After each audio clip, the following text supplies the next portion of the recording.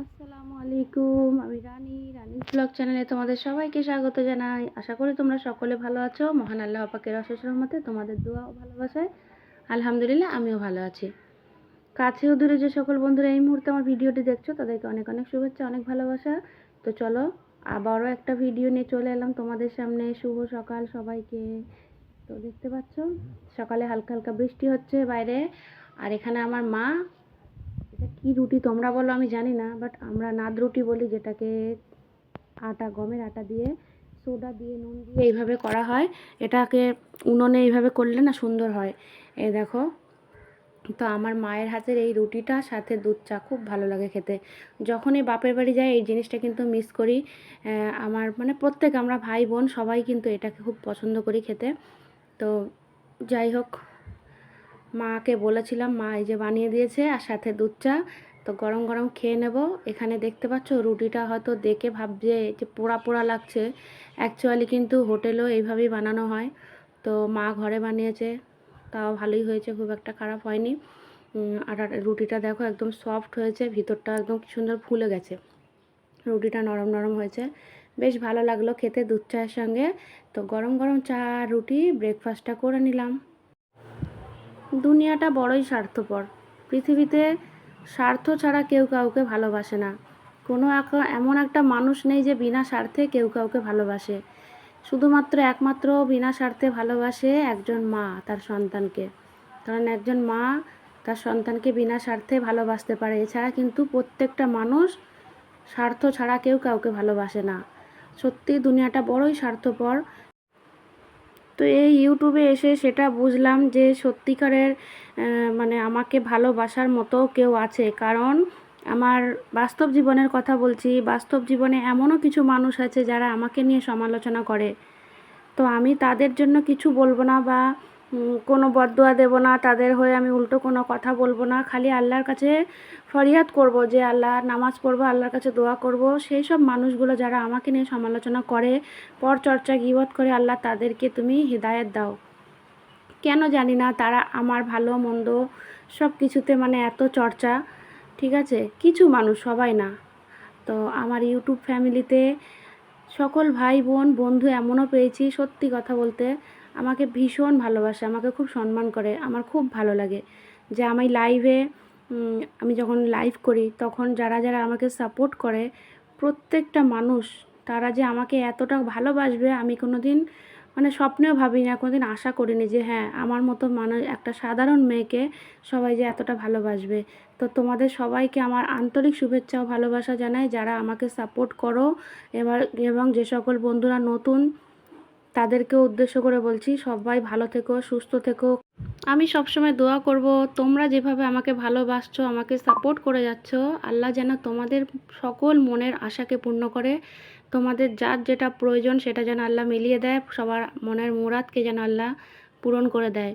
আর সবাইকে বিপদ আপদ থেকে রক্ষা করে, মুসিবত থেকে দূরে রাখে। সত্যি কথা বলছি, আমি নামাজে সবার জন্য দোয়া করি, খাস করে তোমাদের প্রতিটা মানুষের নাম নিয়ে নিই। এখন এতগুলো মানুষের নাম নেওয়া তো ভিডিওতে সম্ভব না, তাই আমি বলছি সবাই সবাই তোমরা যারা যারা আমার পাশে আছো, যারা আমাকে কমেন্ট করো, আমার ভিডিও দেখো, আমার লাইভে সাপোর্ট করো, সকলকে উদ্দেশ্য করে বলছি আমি তোমাদের জন্য মন থেকে দোয়া করি। তোমরা সব সময় ভালো থাকো, সুস্থ থাকো।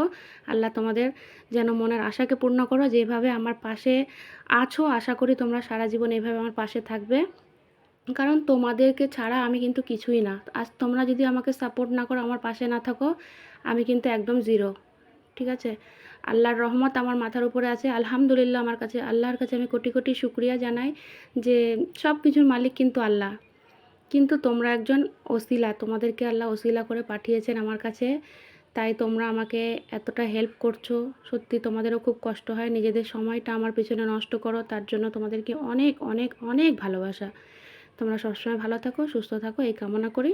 তো চলো, অনেক বক বক করে ফেললাম, অনেক গল্প করে ফেললাম, অনেকটা ভিডিও কিন্তু মিস হয়ে গেল। দেখে আশা করি বুঝতে পেরেছো যে পুচকু সোনাটাকে আগের দিন দেখিয়েছিলাম, ওটা আমার মাসির মেয়ের বাচ্চা, মানে আমার খালাতো বোনের। তো ওকে আজকে দাওয়াত করা হয়েছে আমাদের বাড়িতে।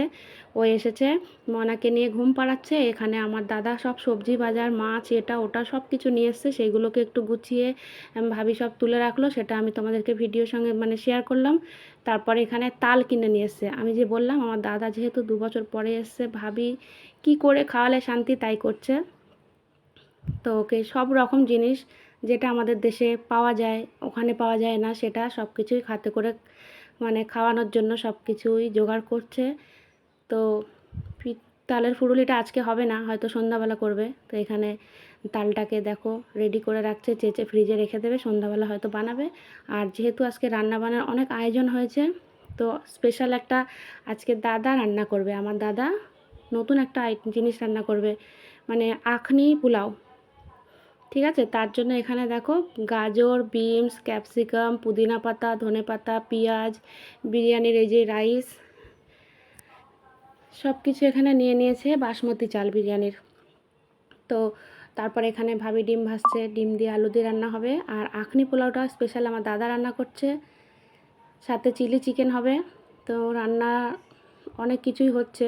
আর এই আখনি পোলাওটা সত্যি বলতে আমরা কেউই পারি না রান্না করতে, এটা আমার দাদা ওখানে করে খায় ওরা, তাই জন্য ও বানাবে, সেটা আমি তোমাদের সঙ্গে শেয়ার করলাম। তো যদি এই আখনি পোলাওর রেসিপিটা, ফুল রেসিপি তোমরা দেখতে চাও, ইনশাআল্লাহ নেক্সট ভিডিওতে আমার এর রেসিপিটা আসবে, তোমরা কেউ দেখতে ভুলো না। তো এখানে দেখছো প্রথমে সাদা তেল গরম করে নিল, তার মধ্যে ওর মধ্যে কয়েকটা গোটা এলাচ দিয়ে দিয়েছে, পেঁয়াজ দিয়ে হালকা একটু ফ্রাই করে তারপরে সব রকম সবজি দিয়ে দিয়েছে, ক্যাপসিকাম, বিনস, গাজর সব দিয়ে, গোটা কয়েকটা কাঁচা লঙ্কা, ওগুলোকে হালকা একটু ফ্রাই করে নিয়েছে, লাইট ব্রাউন করে ভেজে নিয়ে তারপরে চালটা আগে থেকে ধুয়ে ভেজাতে রাখা, ভিজিয়ে দিয়েছিলাম, কিছুক্ষণ ভিজেছিল, প্রায় 15-20 মিনিট মতো। তারপর সেই চালটাকেও এর মধ্যে দিয়ে দিয়েছে, তেজপাতা দিয়েছে, সব কিছু আর কি যেটা যা যেখানে লাগে, কয়েকটা লবঙ্গ, গোলমরিচ দিয়ে ভালো করে চালটাকে কষিয়ে নেবে। এখানে যেভাবে আর কি পোলাও বানানো হয় সেম প্রসেস, কিন্তু এটা একটু আলাদা। এখানে দেখতে পাচ্ছ কয়েকটা গোটা লেবু দাদা দিয়ে দিল, 2টো লেবুর রসটা চেপে ওর মধ্যে দিয়ে দিয়েছে। এবার ভাতটাকে সুন্দর করে কষিয়ে পরিমাণ মতো পানি দিয়েছে। ঠিক আছে, পানিটা এখানে 2 কিলো চাল, 2 কেজি চাল 4 লিটার পানি দিয়েছে। তো ভাতটা ওখানে পানি দিয়েছে, ফুটছে, ততক্ষণ এদিকে চিলি চিকেনটা বসানো হয়েছে, রান্না বান্না চলছে। আমি এর আগে যে কথাগুলো বললাম, আমার কথার মাধ্যমে যদি কেউ একটু মনে দুঃখ পেয়ে থাকো, প্লিজ তোমাদের কাছে আমি মন থেকে ক্ষমা চাইছি, তোমরাও আমাকে মন থেকে ক্ষমা করে দিও। তো যারা যারা আমার ভিডিওটি দেখছো বা প্রতিদিন দেখো, অনেকেই আছো কিন্তু লাইক দাও না। আমার একটা আফসোস শুরু থেকে এখনও পর্যন্ত থেকে গেল, যে ভিডিওতে যে পরিমাণে ভিউজ আসে সেই পরিমাণে কিন্তু তার অর্ধেকও লাইক পড়ে না। যারা আমার স্পেশাল বন্ধু, তোমরা যে রেগুলার যারা আমার ভিউয়ার্স, যারা আমার লাইভে আসো, তারাও যদি প্রত্যেকে আমার ভিডিওগুলো দেখো না, তোমরা অন্তত লাইক দাও, তাও কিন্তু আমার অনেকগুলো লাইক পড়ে যায়।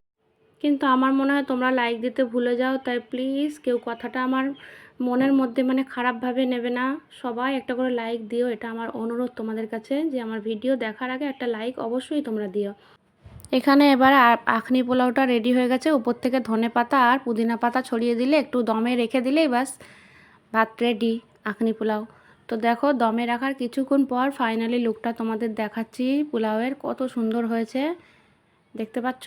তো সত্যি কথা বলছি, যতটা না দেখতে ভালো হয়েছে তার থেকে খেতে কিন্তু তার দ্বিগুণ বেশি টেস্ট হয়েছে। সাথে দেখো আলুর দম, চিলি চিকেন।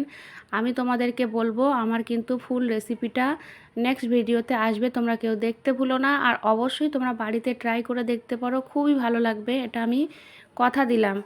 ঠিক আছে, আমি তো খেয়ে বলবো কি তোমাদেরকে, ভুলে গেছি বিরিয়ানির কথা। ঠিক আছে, মনে হয় না যে নেক্সট টাইম বিরিয়ানি খাবো, কারণ আখনি পোলাওটার টেস্ট এত সুন্দর হয়েছে যে বিরিয়ানি এর আগে হার মেনে যাবে। তো তোমরা অবশ্যই ট্রাই করতে কেউ ভুলো না। চলো আজকের ভিডিওটি এই পর্যন্তই ছিল, আশা করি তোমাদের ভালো লেগেছে। যদি ভালো লেগে থাকে লাইক, কমেন্ট অ্যান্ড শেয়ার করে দিও। সবাই ভালো থেকো, সুস্থ থেকো, আল্লাহ হাফিজ।